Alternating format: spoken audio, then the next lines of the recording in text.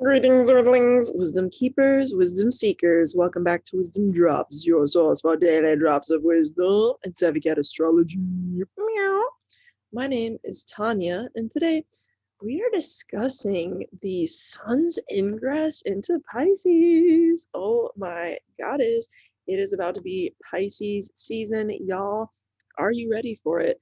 So by the end of this video, you're going to have an overview of what to expect in Piscean season and what the next month or so is going to bring up in us all. Excuse me. Before I do jump into all of that, I do want to invite you to join us here in our community if you want to subscribe.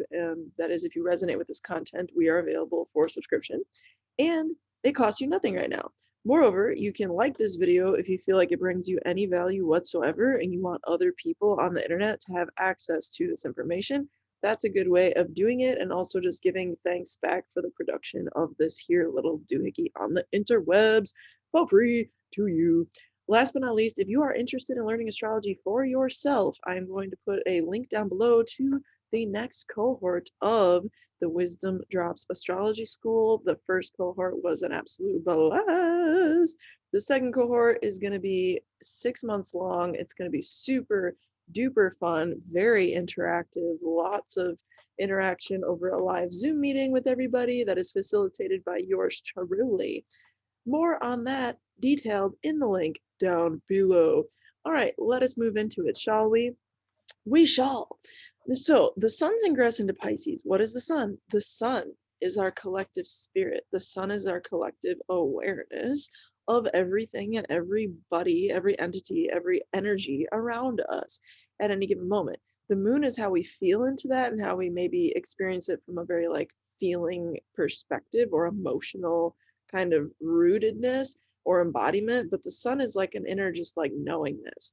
And so the sun moving into Pisces is a super psychic energy. And so it's our inner knowingness in the most psychic of signs, Pisces, that has its ruler in modern astrology terms, Neptune, present. So this makes Pisces experience over the next 30 days or so even more intuitive, even more prone to Piscean things.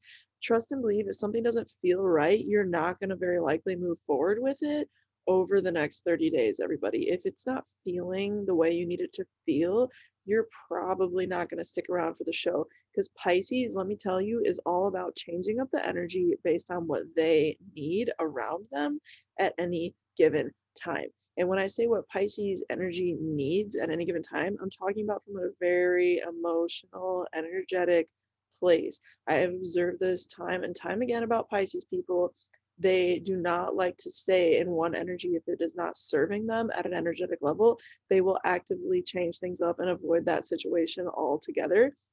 So with the modern ruler of Pisces, Neptune, there for the next 30 days, everybody, I really think that we're going to be really involved in that intuitive aspect just as much as we are that knowing when to leave, knowing when to dip out. And I really just like some of the shapes happening as this ingress of the sun enters, or as the sun enters, aka as the sun's ingress into Pisces happens. Some of it's like really intense, we definitely got this little doohickey hanging out here, which is beautiful. We have the Neptune in conversation with the Mars. Really nice conversation. Really nice conversation. Neptune and Mars is alignment of our intuition and how we can apply that tangibly. Sometimes it's really hard. If you're a super intuitive being, you know this. You've probably lived this. If you have a lot of intuition, you might not always know what to do with it. But anyway, all that to say, like, this isn't another indicator for how things are going to be going the next 30 days, because this is like the tattoo, the timestamp on when the sun enters Pisces. So reading the Neptune vibe, reading that Pluto in conversation with that Mars. So this is forming between Neptune, Mars, and Pluto a V sextile. That's going to really support our intuition to the absolute max. I think the next 30 days, everybody's going to just like their third eye is going to be wide open, super wide open. Yeah, I just really think a lot of good things are happening under the Pisces energy this cycle. And I know I, for one, will gladly accept that. So hopefully you have arms open to receive Piscean blessings. Words of advice, Pisces season, don't push yourself to do things that don't feel right. Always use your intuition as a GPS. And with a Mars and Taurus, it might not be the most productive month. I'm not going to lie to you. It might not be the most productive month. It might feel like things are going to be a little slower to happen in the earthly plane. Then again, we have that dispositor of that Mars in Aquarius, because Venus rules the sign of Taurus, and Venus is in Aquarius, which is known for being a little bit more speedy, but worthy of observing.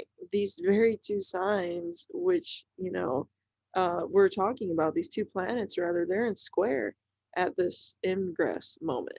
So they're squaring each other. So I do think there's going to be some frustrations with things maybe not happening as quickly as we want, or maybe our passions will encourage us to push forward when we shouldn't, and kind of be kind of like a bull in a china shop, like brazen.